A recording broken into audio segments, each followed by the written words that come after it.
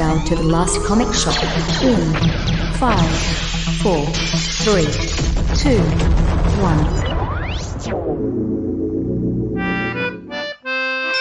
Ahoy there, mateys! And welcome back to the last comic shop of the high seas. I don't know what to do with that. Who would have a comic shop on a boat? Maybe somebody in Venice. Yeah, exactly. Everything could have sank, and then they just needed a comic. Or Hong Kong Harbor. I could see like the boat plying the waves between Kowloon and Hong Kong Island. You know, It's all on one of paper. those like Chinese junks. Where each week we come to the high seas and my name is Chad, and I'm here to say we're talking about pirates in a rapping way. Yes. Although now I have this yearning to have high C, like the orange drink from McDonald's. I think yearning. Yearning is very strong. So Well, it's a very brought it strong up. emotion. High C and a McBLT. Nothing There better. you See, I my gotta get to the BLT. rest of the show. I'm the host of the Come rest of on, rap Larson. with I'm me. joined by Chad Smith, J.A. Scott, and the wonderful Ethan Larson for another week of the podcast here where we, again, bring you comic books. And some of the times those comic books are really timely. And this is one of those shows that I feel is really timely because not only is this one of the most popular comic book series in the entire world, but it's also just gotten a live adaptation on Netflix. What comic book is that, Ethan? It's One Piece, baby. One Piece. We're finally reading it after countless years of waiting and hoping and praying and calling your neighbors and calling your friends and calling everybody you know to pledge $2 to get this book on the air, baby. And so now we're setting sail and we're going to read it, and it's going to be great because it was great. Well, we're not reading like all of it because I don't think we could do No. that. Like, how many volumes are we up to with this? It's still going on today, and it started in the late 90s. Okay. Okay. So, but you mentioned timeliness. So finishing this up on my beach vacation, and I was talking to my kiddo about it, and I was like, "Yeah, I guess there's going to be some kind of show coming out for this One Piece thing." And he's like, "Dad, there's been a show for like 20 years. They have like 1,000 episodes." I'm like, oh, It's like the Simpsons. It just yeah. keeps It's like there's going. going to be a new show, I guess. Yeah. No, it's true. There has been an anime for quite some time, but now they're finally adapting the anime into live version with live people. And it debuted last week to a tremendous amount of fanfare to everybody except us at the last comic shop because I don't think any of us watched it. But for those people that read the manga, that watch the anime, we are covering One Piece as this is a part of the Year of Ethan. Wait a minute. No. A week of Ethan. You can have your week, yeah. So are we reading all 106 volumes? No, we are No. not. We are just reading volume 1. We thought that was a good place to start. And so for all of those folks out there that might be reading along, make sure that that's all you read. Because if you read more, well, we're not going to talk about it. But one thing we are going to talk about on today's program is our weekly polls. Yes, the folks out there on our Twitter have been telling me that, hey, we need to cover more of those polls and what happened on those polls because we're really, really far behind. So, yeah, on today's show, I thought that we would roll out another 5 of those tremendous polls that we've had over the last couple of months here in the summertime. And so without further ado, J.A. Scott, why don't you give us the first poll on this week's show? Well, it rather appropriately, it is favorite anime. Ooh. So there are obviously a lot of anime. There were 4 to choose from, but you could also put in the comments if you like some other ones. The 4 to choose from were Akira, Spirited Away, Ghost in the Shell, and My Neighbor Totoro. Well, we're going to start off with our manga and anime expert, and that would be Ethan Larson. So of those listing, Ethan, what would be your vote? Evangelion. Not even on the list. Come on, at least pick something from the list. Of those, I think I've seen 3 of them. Akira's timeless.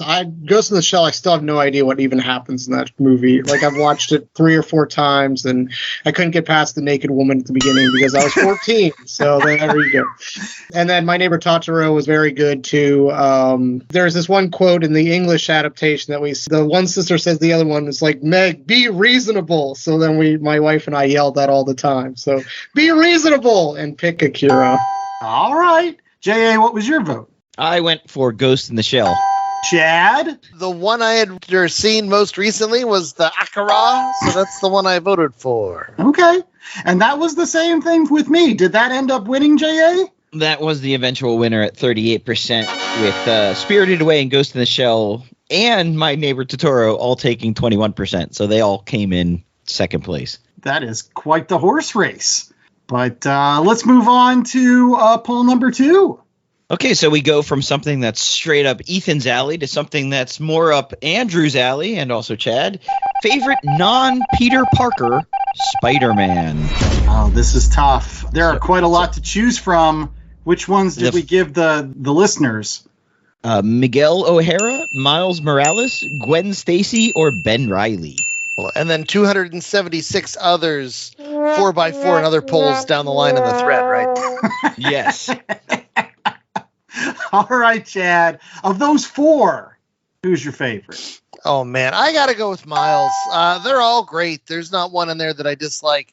I mean, I love the Miguel O'Hara stuff back in the day. I love Spider-Gwen, but there's something just a little bit askew with those other representations that I think Miles brings something extra to the table and enhances the lore of Spider-Man. I don't feel like he's as derivative as some of the other characters.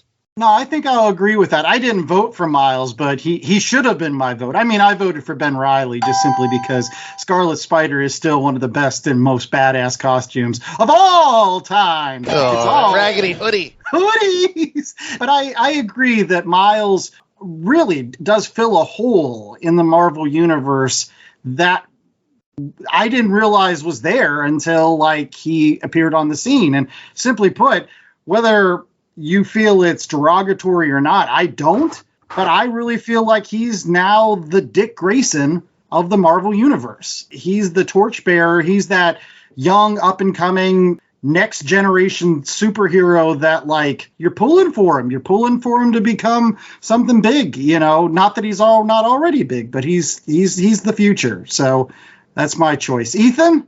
Well, I have to defer to my son, who's also a Spider-Man expert, because he watches Spidey and His Amazing Friends religiously. Awesome. And his favorite is Spin, which is Miles Morales. So that's my vote as well. Okay. J.A., your vote before you get to the winner? Oh, I went with Miguel O'Hara because I got to give that 2099 some love. I used to love those comic books, man. Really wacky and weird and awesome at the same time it was. What were the bad words in 2099? Shocking. Chad? That's shocking true. They don't get enough credit. But Miguel didn't win, did he? No, Miles Morales, 34% to Gwen Stacy at 32%. So it was quite close. Moving on, this poll ran with the Harbinger comic that we read, and I wanted to poll and ask what your favorite Harbinger comic book character names were, but Chad having none of that, so we went with who is the quintessential Valiant character? Bloodshot, Exo-Man-O-War, Shadow Man, or Ninjak? Oh, wow. There's no Solar? Man of the Atom? Come on. No, because he's Gold Key. So he doesn't count. He's not an original idea. I would have gone with Gillen Adepada, but he was not. He didn't even make the vote. I feel like this was Exo-Man-O-War's poll to lose, because even though he didn't get the movie over Bloodshot, I still think he's the most well-known of all of the Valiant characters. Ethan, I mean, as an outsider, Exo-Man-O-War is the first one you think of, right? Yeah, of course. Yeah, I was just gonna say, is Bloodshot just Deadpool without the costume, or what's his deal? Yeah, he had nanites. Bloodshot's all about the nanites. But Exo-Man-O-War won this in a landslide. Oh, wow. Was that your vote, Chad? I went Ninjak. I like Joe Quesada's art. That's the one Valiant book I bought back in the day for 3-4 issues. I still love the fact that J.A. on that previous show brought up, hey, I wonder if we can melt down some of those chromium covers, arbitrage them into some sort of circuit board. Oh, man, I'm sure there's got to be some rare earth metals in there. You probably sell it for some scrap metal. It's probably worth more than the face value of the comic books. I don't know. I sometimes I find the Exo Man Award Zero, and people are at least asking for $5. So what is this gibberish you guys are talking about? Solar? He's not original idea. No, he belongs to the Gold Key. Him, Turok, Magnus the Robot Fighter, they were all Gold Key characters. Gold Key wasn't really publishing books, so they licensed the characters out to Valiant. And they ran with them, and that's why those characters are not currently a part of the Valiant universe. Because I was going to say Turok is badass. You just like that N64 game. That's true. What was poll number 4, J.A.? Favorite speedster. This coincided with the Flash movie. So you had the Flash, you had Quicksilver, and then you had 2 jobbers to fill out the poll in Black Racer and the Whizzer. That Whizzer is still the worst name for any superhero ever. I mean, I don't know about you. When I hear the Whizzer, I think of a man who has an uncontrollable bladder issue. That's true. You're in trouble. Urine. Oh no, it's a piddler. The Piddler. So the Whizzer didn't get any votes. No, he came he in did? 3rd. Yeah, or Wow. 2nd actually. Wow. He has my vote, damn it. Wizard Black Racer 2024. Make America fast. Do you know that the Whizzer was originally supposed to be Quicksilver and Scarlet Witch's dad? Until they decided, no, that was stupid. And they gave that job to Magneto until they thought that was stupid, which I still have not forgiven Marvel for. The guy looks exactly like him. Look at Magneto, look at Quicksilver. They look the same. They have the same hair with the little flippy thing at the end. Haircuts are not heritage. Tell that to the Osborns. Who won between the Flash and Quicksilver, J.A.? It was a tie. What? No, I can't abide by that. Oh, we're gonna have to bust out the Marvel versus DC to see who wins the race. All right, so we'll say it right here. We're going to decide this poll right here, regardless of who you voted for previous to this. Everybody throw out their votes right now. We're going to see who wins. So, Ethan, your vote? Flash. J.A. Make mine Marvel. I'm going Quicksilver. All right, Chad. Oh, I gotta go Flash. Oh, I've got to go Flash too. So that's going to be the winner. Flash is the official winner of this particular poll because it's the Flash. Although I hope it's Wally West Flash because I really still don't like Barry Allen. I'm just going to say, though, Quicksilver looks a lot better running on film than the Flash does with that dancy, flippy arm thingy. Absolutely, but then that was the whole budget for that movie. He just got one scene and that's it. Yes, that is very true. All right, so our 5th and final poll, and this one's the biggest one for this particular show. Now, I'm going to set it up because I feel like it reserves that kind of attention. A couple weeks ago, at the 4th of July, we had our annual Last Burger Shop Challenge, where we took 16 of the best burger shops in America. We put them head-to-head. We came up with a final 4. And then we put it out to you as the voters to pick who was the best of the burger shops out of those 4, right? So, J.A., who were those final 4? Burger King, In-N-Out Burger, Wendy's, or Five Guys. All right. So we're going to go around again. And everybody gets a vote before we just figure out who the fans voted on. Of those 4, Chad, who's your winner? I said it on the show. I'll say it again here. Also, if you mess up a Five Guys burger, it's your own damn fault. Five Guys for the win. Five Guys for the win. J.A.? Oh, I was In-N-Out Burger. Oh, all right. Ethan? I vote not with my head, but with my heart. And my heart says Team Baked Potato. So Wendy's. Wendy's W, baby. And I guess it's a sweet because I voted for Burger King. The Whopper is still the king. You can have it your way. They even made a Spider-Man burger, which I still... That's a paper crown. He's a paper champion. It's not the Spider-Man burger. They dyed the burger red.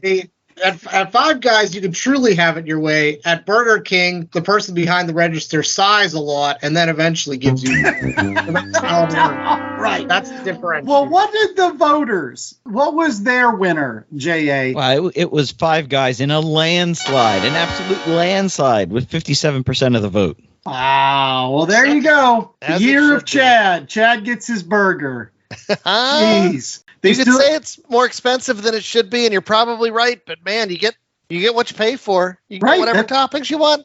Exactly. And then they throw a bunch of fries in a bag. They throw it at you. Get a grocery bag. You see this bacon? Damn. All right. Well, that was all of our polls for this week. Make sure that you're checking us out still on Twitter. That's where we're still posting polls because, again, nothing has caught on yet. There's a lot of war going on there with social media, but we're still there posting polls. That should be a Twitter poll. Which social media will reign supreme? Still waiting for the One Ring. Long story short, though, we've got a winner on this week's show. It's One Piece, and it will be right after these commercial breaks. Hey, it's Mikey Wood, frequent Last Comic Shop guest and collector. And as a collector, I'm always in need of boards, bags, long boxes, and more to house all those comics. That's why I use promo code LCSPOD to get 10% off my orders at BCWSupplies.com. Not only does it get me a discount on BCW's already low prices, but I know using LCSPOD at checkout is another way I can show my support to the Last Comic Shop podcast and their continuing mission to bring fans together under that big comic book tent. So if you're in need of comic book supplies, head out to BCWSupplies.com and use promo code LCSPOD today. That's LCSPOD.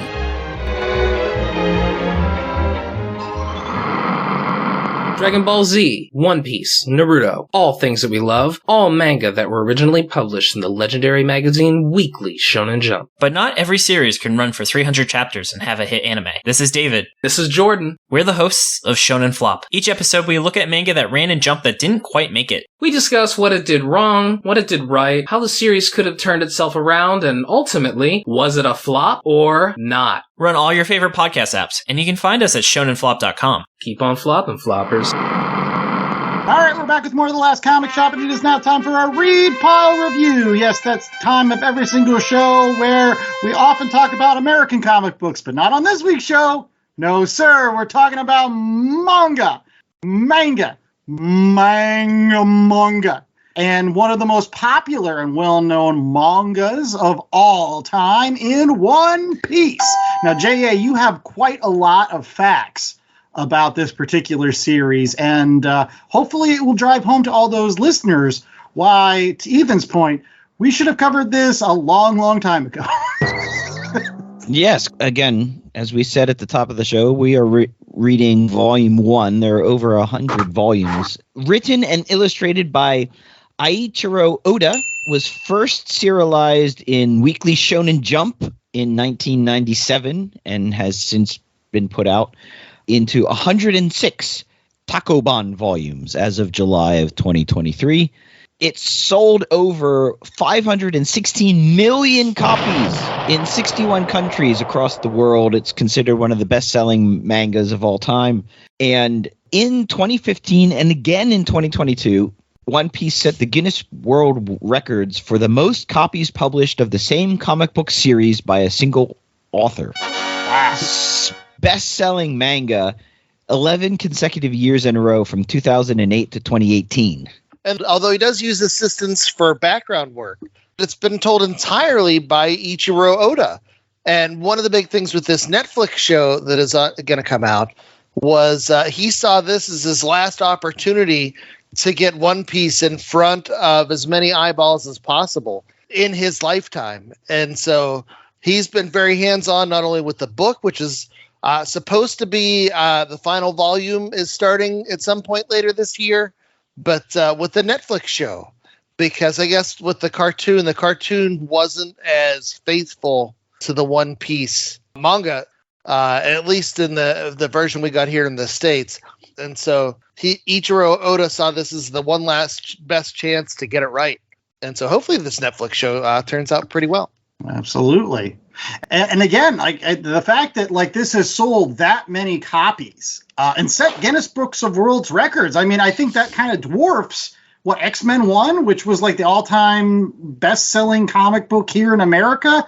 Even at the top, the pinnacle of comic books in America in the 1990s, I think that sold 21 million copies or something. Yeah, the collected comic books of all time goes One Piece, which is number 1, Asterix, which is number 2, Peanuts is number 3, Golgo 13 is number 4, and Lucky Luke, whatever that is number 5. Lucky Luke, like a funny cowboy book from over there in the Europes. I forget exactly which country, but I've read some Lucky Luke. That's pretty good. That's been going on for quite a long time. It's 1946 to present. So yeah, I think we're going to have to read that on our next Western. Listen to you. Get to the 10-cent synopsis before you start shelling out other books. Luffy wants to be the world's greatest pirate, and apparently there was a treasure that was buried out at sea by one of a notorious pirate at some time. And Luffy starts as a child in the book, and he eats the gum fruit and becomes super, super stretchy, gets a dinghy, goes out there, doesn't know how to navigate worth crap, and starts to build his crew for his expedition. So he's trying to find the One Piece, which is the great pirate treasure that's buried somewhere in the sea. Now, if you find the One Piece, do you become the Pirate King? Yes. Is that the whole deal? You become the Pirate King if you find the One Piece. Here I was thinking it was one piece of treasure or something, but no, it's like a vast treasure house. Yes. I didn't get that. That's what I would assume. It's a vast treasure. I mean, it's pirates, so I'm just assuming it's the comical, oversized trunk worth of treasure. That was my thought process when I was reading it. But you don't have the best-selling comic collection volume of all time if you're not quality work. And this is definitely quality manga. So I do have one question to ask before we get started in this whole thing. Chad, did you hate it? No, I didn't. So my journey to this one was a little bit different than a lot of other books that we read, in the fact that this is manga, and I know we've read a lot of manga over the years, and I've yet to find that manga that has really clicked with me. And there hasn't been anything that I found that I couldn't get elsewhere. And I equate it to Harry Potter. Everybody loves Harry Potter. And when Harry Potter came out, I was like, oh, it's cool, but it's the X-Men, with little kids, but they're wizards. And every manga that has been out there, I've been able to say yeah, it's cool, but it's this with a little bit of that. And so for this one, I decided instead of just going straight into One Piece, I was going to do a strategy that Andy and I have talked about a lot. When we were first getting started with reading comic books, our first in wasn't just straight into comics themselves. It was licensed books, right? So you'd find those heroes and stuff that you're aware of. So I actually went out, and this is another weird thing. I went to places that weren't my traditional comic shops. Ooh. And I bought some manga. And you know where I went? I went to Half Price Books, and I saw Fake Red, which is a Spider-Man book. And, I love Spider-Man, so I picked that up. And then I went to Walmart to shop for toys. And what did I see? In addition to One Piece volumes 1, 2, and 3, all gathered together in one omnibus at a cheapo Bagito Walmart price. But I also saw Deadpool Samurai. And I was like, I know Deadpool. And so before I started One Piece, I read Spider-Man and Deadpool just to get me into it, get me used to reading things sideways and all that other stuff. And I honestly think it helped, because by the time I picked up One Piece, I wasn't having as many struggles as I was in the past when we've read other manga where it's I have to read pages over and over again because, you're just retraining the eye. You have to come into this knowing that this is serialized storytelling at its finest. So it's soap opera, it's adventure, and it's something where you're not going to get concrete resolutions to stories. Everything is going to lead towards something else, which is fine, as long as you accept that. I will have to say there are a significant amount of anime tropes that appear that Chad said. There's the friend that starts out and then becomes his mortal enemy, and then everybody. Wait! They're not best friends later on? I don't know. It doesn't seem like it. And then there's also you meet the world's greatest whatever. Everybody's super powerful and is the next god of whatever a niche that they have set up for themselves. You meet the world's greatest swordsman. Probably this woman that they pick up at the very end, that she wants to probably be the world's greatest navigator or something. Yeah, I was going to say, I wish I had done what you did, Chad, because it did take me a while to get into it. So the volume we read had 8 chapters, and probably all the way through chapter 3, I was like, this is horrible. What is this horseshit that we're being forced to read? It's like trying to be funny and kiddie in it at the same time. It's not, because it's very violent and they're using bad language, which is where I think that probably the American cartoon fell down, because they tried to aim it at kids, and this is definitely not aimed for kids, not based on the language. Yeah. But by about chapter 5, the king and the pirates and the master swordsman, when the action really started to pick up, I got hooked, and then I wanted to read. That note, the company that bought the anime bought it as part of a package, didn't realize that it wasn't for kids, and so they ended up cutting significant chunks of the story to make it more palatable for kids, and that's one of the things that the creator was all upset about. Well, the one thing that I wanted to kind of jump in here, I know for a fact that Chad has been somewhat critical of manga in the past, because not only does sometimes it becomes a little bit derivative for him, but also the vulgarity that sometimes is in manga. Again, we tried to go back to the one time we read the original Dragon Ball, and you had to put post-it notes at all of the points where it was just like, no, this is where it goes off the rails and becomes this kind of disgusting, honestly. Yeah, those are my post-it notes of perversion. I was not a Dragon Ball fan. Right. But at the same time, I don't feel like it was in that same vein. I don't think there was that kind of tawdry, womanizing feel that I got from this particular. It was fun. It was an adventure story. I think for the first time ever in my comic book career, Yuffie's powers as being super stretchy actually kind of make him badass. Most of the time we just kind of laugh at the stretchy people, like Elongated Man or Mr. Fantastic. We're like, oh, well, what can he really stretch? Wink, wink, nudge, nudge. Yeah, in Mr. Fantastic, they basically had to make him super smart because your power sucks, more or less. Right. But in this, with Gum Gum Pow and Gum Gum Launch or whatever he does where he flies out the tops of things, it's actually super useful if you were a pirate. He's bulletproof, evidently. The only thing you can't do is swim, which I didn't understand. I didn't get the swimming part. That's part of the devil fruit gimmick. Oh. But the other thing, too, which I agree with you totally, it's not just Luffy, it is everybody with these Gum Gum fruit powers. The way that they are portrayed and utilized, it is really innovative. It is really fun. And we're talking about the cross-cultural appeal. The thing about this isn't really heavy on some of the more sexual things that happen in a lot of anime manga stuff. It's more action adventure, and it's like stuff we're used to in America, PG-13 movie violence. We can deal with that. We can deal with people with limbs being dismembered, but don't show us, sexy parts. And there's so much of the popular manga, you have to have a cursory knowledge of Japanese either history or Japanese culture to actually get the full nuance of what writers are trying to portray. And One Piece doesn't contain this at all. They basically stripped all those elements out and said, how do I make this the most appealable product to a wide range of audiences that I possibly can? And so that I appreciated.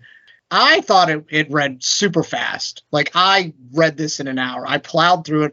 I loved it. I loved everything about it. I love anime. So if you give me quality anime manga, I'm going to eat it up. with a spoon and just enjoy everything about it. I cut my teeth, so to speak, with manga about the time that One Piece was published. They had this magazine, Mixed Magazine, a lot of reprints of Sailor Moon, had some Parasite in it as well.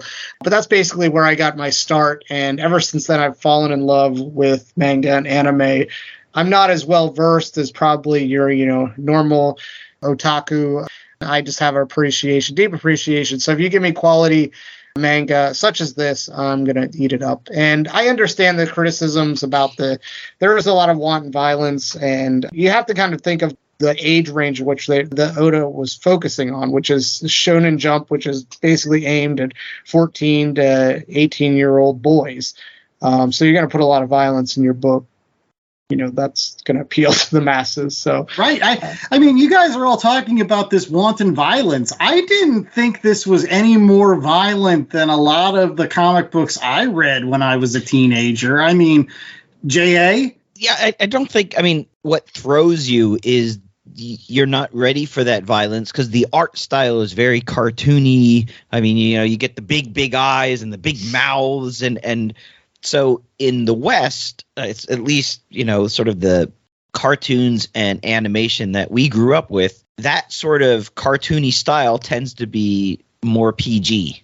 And so to have that cartoon style and over-exaggerated, and then suddenly someone's like head's chopped off or they're shot and killed in a very point-blank range. Gruesome way. Yeah, in a very gruesome way. It's jarring because we're not used to seeing that juxtaposition of cartoony, fun, rubbery drawings and then, blood and guts and gore. But what I will say in the defense of this is those moments are few and far between in this book. And as Ethan was alluding to, it's very accessible, including the fact that I can't emphasize this enough. When I wanted manga, I didn't go to my typical comic shops. You guys know we love comic shops here at the Last Comic Shop.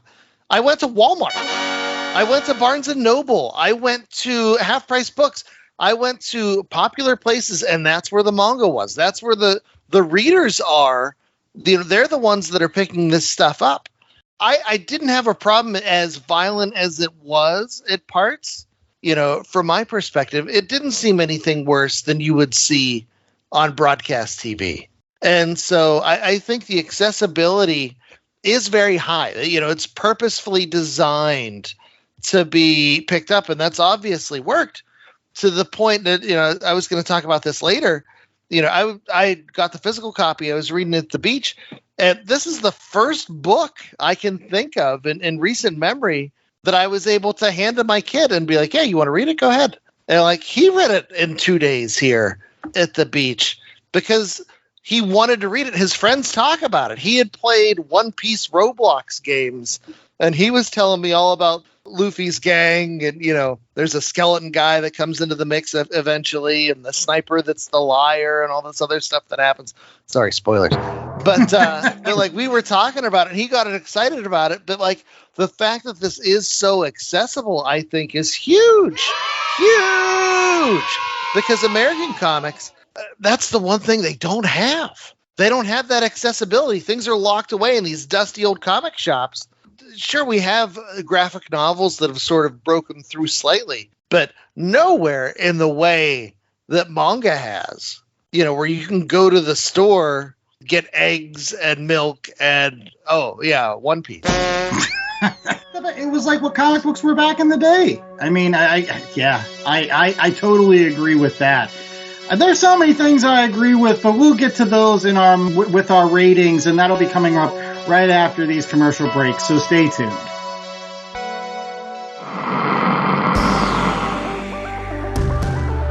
Hi, and welcome to The Capsule Life, a show for the most casual and dedicated fans of comics and a member of the Comic Watch family. I'm your host, Sean. Join me and discover what the world of comics and graphic novels have to offer. From one-on-one interviews with industry professionals, roundtable discussions with passionate fans, and reviews on the latest comics, TV shows, and movies. You can also check out our website, www.thecaptionlife.com, to find out where you can listen to us, a list of all of our episodes, and where you can find us on social media under the username username @CaptionLife. You'll get a new episode from us every week, so hit the subscribe button so you don't miss out.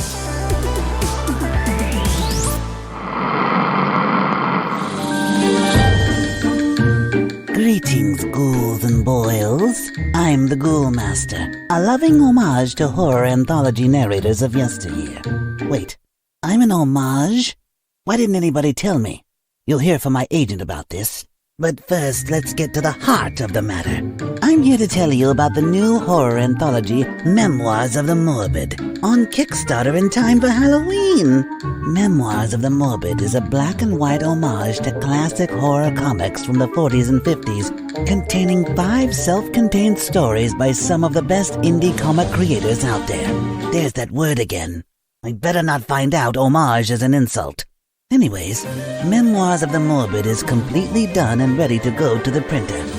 So don't make a grave mistake by missing it.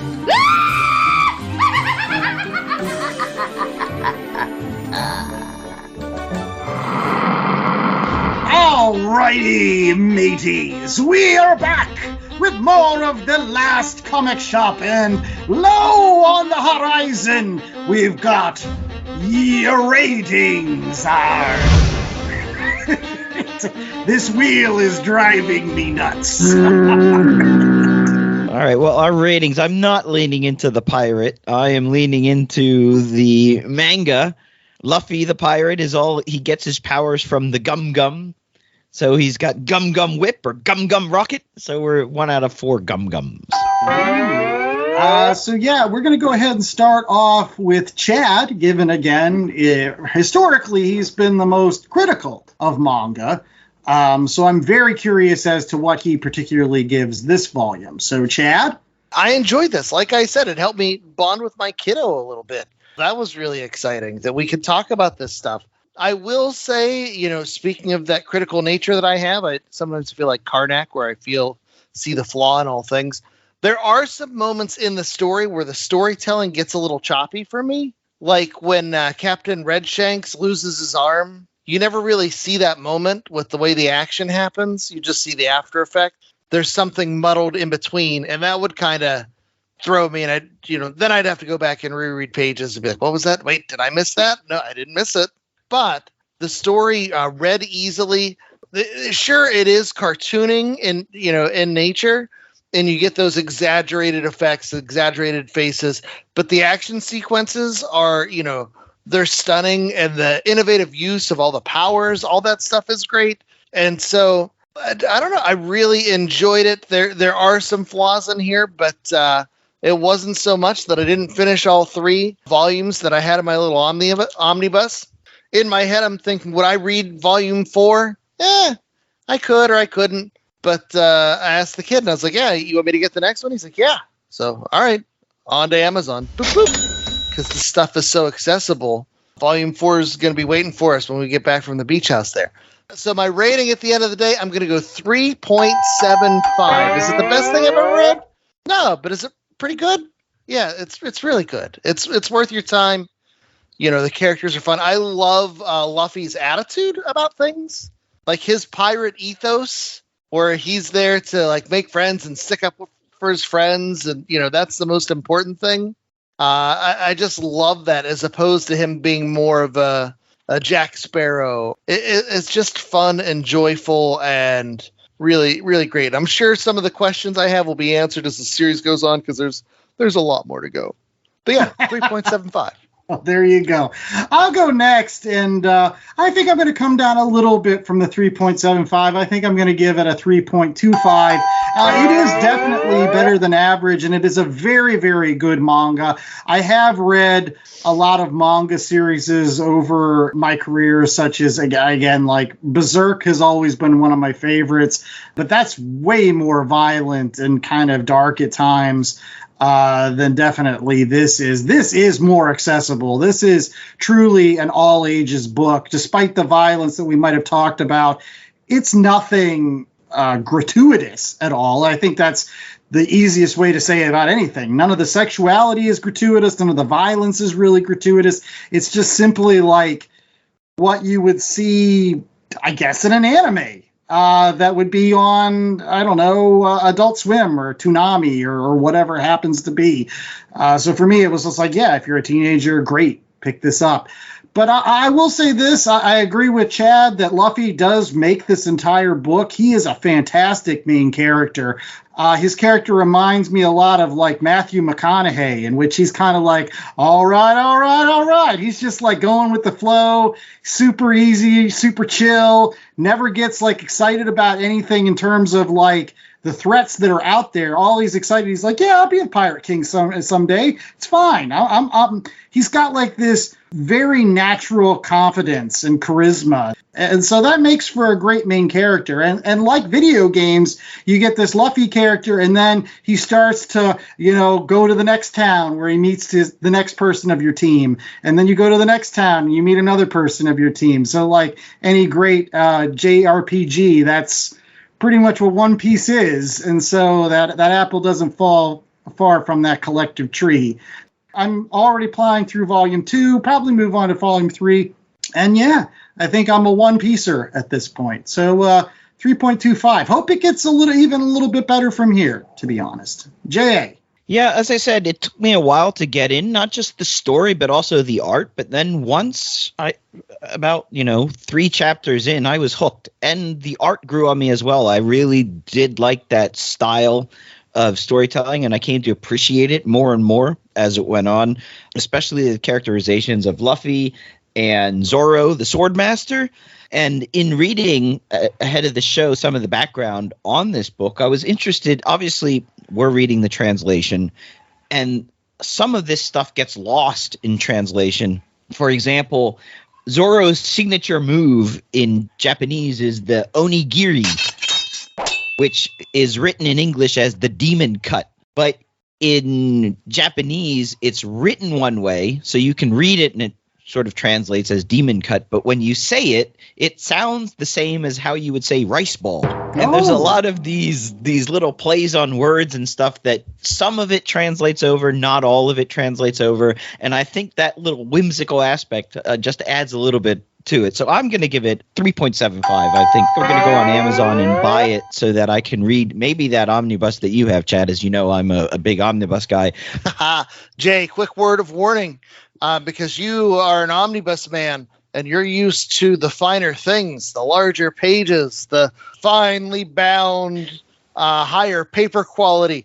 This is not that. This is the way comics are meant to be. This is a whole crap ton of pages. They didn't even put color in here. And this is cheapo Bagito, but in the best way. It looks not unlike a beach. It's like a beach paperback that you would get where you are for the beach. Exactly. And those kind of books are actually what I fell in love with. Like, that's what, when I keep talking about grayscale, this is what I'm talking about. Like, stuff that's printed on newspaper, crap paper. You don't have to like love it, but if you want to keep it, you can. It's very nice, quality stuff, but it's not quality stuff. It's crap, but it's, it's just like you said, the paperback beach read. You throw it in your bag. You don't have to think about it. You don't have to fuss. If the cover creases, you're okay with it. So now to my rating. And I think that I'm leaning more towards being 3.75, but I think back on the ethos of what this show actually is. And that's in bringing people into the tent. What brings people into the tent? One Piece brings people into the tent. Chad already alluded to it. He showed it to his son. His son immediately recognized the characters, immediately recognized that his friends were talking about it, that there was Roblox games made of it. There's other video games made of it. We need more people in the tent. So if this gets you in the tent, please come in and read it. For that, I'm giving it a 4 because this is the most accessible manga that is out there. Like Chad said, my children are 8 and 5, and each of them have thumbed through this book. My son's looked at the pictures. My daughter started to read a little bit of it, enjoyed it. And so that's all you're asking for with comic books sometimes is like, can I present this to my kid and I'm not going to be embarrassed? And unfortunately, there's a lot of manga out there that you can be very, very embarrassed with very, very quickly. And this is not one of them. This is good stuff. And I recommend it to anybody that, has an inkling of manga or wants to be interested in reading comic books. There you go.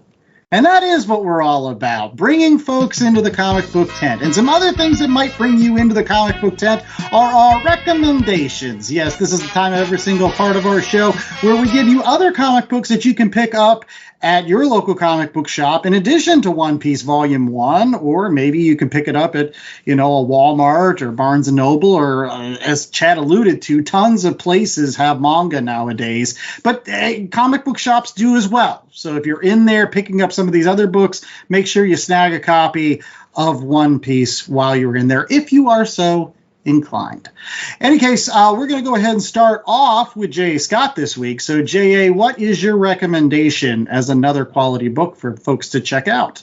Okay, so I am going to recommend 4 single issues. Usually I like to recommend a series or something that comes together, but these actually are all, well, with the exception of the 4th one, Stand Alone by Chris Claremont and Barry Windsor Smith. So he did this run in the 80s on X-Men where he would do one X-Men book a year. And he did it for 3 years in a row. It started off with a Storm and Forge story called Life Death in Uncanny X-Men 186. And then the next year he did Life Death 2 in Uncanny X-Men 198. And then one of my, just a great, great story called Wounded Wolf, which has the first appearance of Lady Deathstrike as the cyborg adamantium clawed assassin. And then 214, the next year he did Part of the Mutant Massacre. So that one doesn't stand alone as much. But the first 3 are just these beautiful concept issues that you used to get with Claremont when he would bring in somebody like Barry Windsor Smith, and you don't have to read 10 issues or 12 issues, or in the case of X of Swords, 22 issues. It's just one issue. It's compact, well-told story, and Barry Windsor Smith at arguably the height of his powers. Just some incredible. Okay. Is Wonder Wolf the one that starts off with that wonderful, Wolverine laying in, a bed? He's all hooked up to machinery or something like that? Yes. It's that cover, because that cover is unrelated to the story, but that cover is almost like a teaser for what would become in the early 90s some of Barry Windsor Smith's last work on Marvel at that time, which is the Weapon X 4-part miniseries. Oh, there you go. Well, make sure that you're snagging those issues if you can find them. But I agree. Barry Windsor Smith, as we've talked about on this show, is an awesome, awesome artist. And another person who's an awesome, awesome artist is Herge, who you may recall we have covered one of his books on the Last Comic Shop in the past in one of his Adventures of Tintin. And so I am back with the final of my summer readings. Again, this is talking about comic books that bring folks into the tent. Tintin has been doing that for decades. Starting off in Belgium, the adventures of Tintin running around the world, having adventures from everywhere, from the bottom of the ocean to deserts of Arabia to the moon. And there's a fantastic story called The Shooting Star. A take on Tintin if it was kind of like a sci-fi comic book.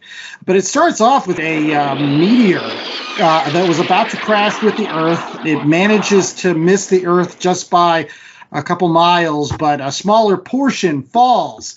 And it's up to Tintin to rescue this extraordinary meteorite and its fantastic properties before some bad corporation does. And so he goes on a quest with Captain Haddock, who's his longtime sailor companion, in a race to get this meteorite before the bad guys do. And once he gets to this island, there's giant bugs and giant mushrooms and all kinds of crazy, wild stuff. But simply put, as I was reading One Piece, it made me want to go back and reread The Shooting Star because I feel like there's a lot of parallels.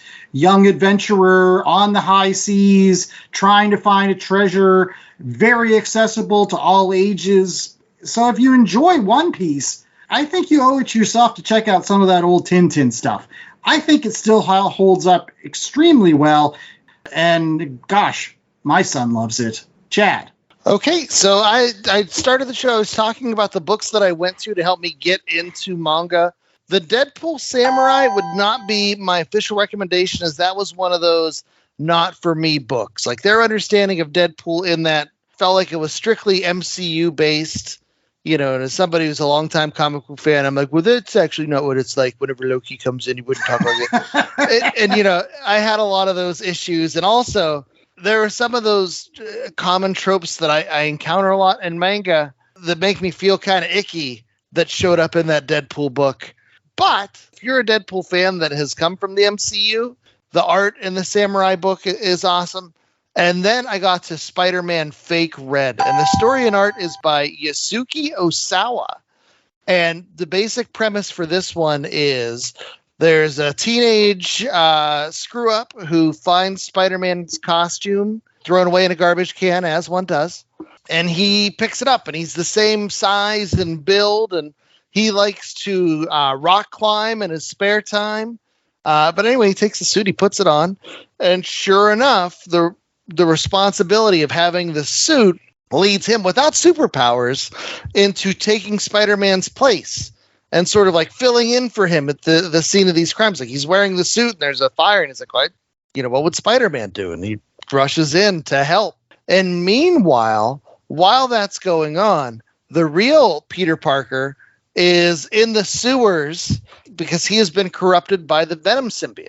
And so whereas the Deadpool book felt like, oh, this is somebody with a cursory knowledge of the MCU telling a Deadpool story, with this Spider-Man book, I genuinely felt like there was someone that had understood the last 20, 30 years of Spider-Man comic books, almost like the Ultimate Universe, where they didn't have the continuity backlogs to weigh them down. They took the best ideas of some of the Dan Slott run characters like Screwball, and they combined them with this take, this fresh set of eyes with this kid, acting like Spider-Man and learning about power and responsibility and all that stuff. And really, like, by the end of this book, I had tears in my eyes. Like, it's a beautifully told Spider-Man story. And so, manga fan or not, I definitely recommend that you go and you pick up Fake Red. And the art is wonderful. And it's its own take. It's mixing things up, but it does so in such a way that the story was fresh. And me with a lot of the Dan Slott ideas. I think Dan Slott has wonderful ideas, but I wasn't always crazy about the execution. I'm like, oh man, here's somebody else taking Dan Slott's ideas and making them better again. But yeah, it was so well done. Everything comes together at the end, and it's worth your time and money there. All right, Ethan, why don't you close us out? So my recommendation is going to start with basically anything that's at your local Walmart that Chad Smith alluded to earlier.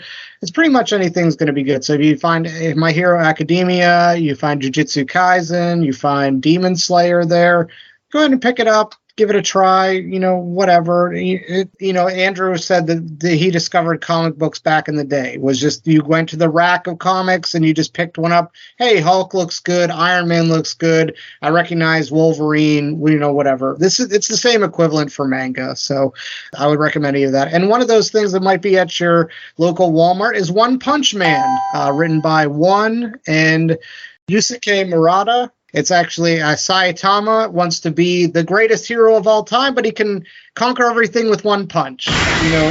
Criticize capes very much on this show, but this is kind of taking capes and turning it on its head. You give you somebody an all-powerful hero, and then what do you do with them? How do you give them, gravitas? How do you make the extraordinary ordinary, which is the kind of the case in One Punch Man. So it's a very good read. It turns a lot of anime tropes and superhero tropes on its head, and I fully recommend it. It's one of my biggest recommendations that I probably had on this show. So you can start with Volume 1. And go down the line, or if there's a nice little, selection where it includes volume 1, 2, and 3, pick that up for yourself as well. Or you can check it out on Netflix, which is in the Japanese dub, which is very good. All right. Well, that's all the time we had for Last Comic Shop this week. So we're going to wrap up this show very quickly. So, Chad, are you ready, sir? On your mark, get set, go! Okay. Website. What's the website, Andy? That's www.lastcomicshoppodcast.com. What about the social medias? What are the social medias? Everything and nothing. Lots of stuff. Twitter, YouTube, and a bunch of other ones that we can't mention because they might change next week. Threads. There you go. What's the merch available this week on the website, J.A.? You've got always t-shirts, coffee mugs, tote bags, and this week's straw hats to go with your pirating. Arr, matey. Don't touch my straw hat. In addition to East Blue One Piece, Volume 1, Romance Dawn by Eichiro Oda. Our recommendations this week included Chris Claremont and Barry Windsor Smith's work on X-Men, including Life, Death in issues 186, 198, Wounded Wolf in 205, and The Mutant Massacre in issue 214. Andy recommended Hergé with Shooting Star. I recommended Spider-Man Fake Red by Yasuki Osawa. Ethan said go to Walmart and find some manga, including One Punch Man. You can find volumes 1, 2, and 3 packed in there. And then Ethan, what else should people do to support the show? Mash that 5-star review, baby. Like, subscribe, download as many episodes as you can. Andy was just telling me the other day that people who catch on to our show not only download 1 episode, they don't only download 2 episodes, but they download 3, 4, 5, 6, 7, all the way up to 20 episodes. Why? Because all of our episodes are evergreen. At least we try to. We try not to talk about things that are happening on current so that you guys can just download and listen to as many shows as you possibly can. There you go. And Andy, get us out of here with a bad dad joke. All right. Until next week, I was the host, Andy Larson. I was joined by Chad Smith, J. Scott, and the wonderful Ethan Larson. And we hope that you stay safe, stay on the high seas. That's my favorite. Got my pouch. There once was a ship that flew to sea. The name of the ship was the Belly of Tea. And remember that there is 1 month that trees always fear. It is September! Someday the weatherman comes to bring us soda and tea and rum. No, not sea shanties. Can you work Ecto Cooler into that? Wasn't that one of those high sea drinks? What will we do with the drunken sailor? What will we do with the drunken sailor? What will we do with drunken sailor early in the morning?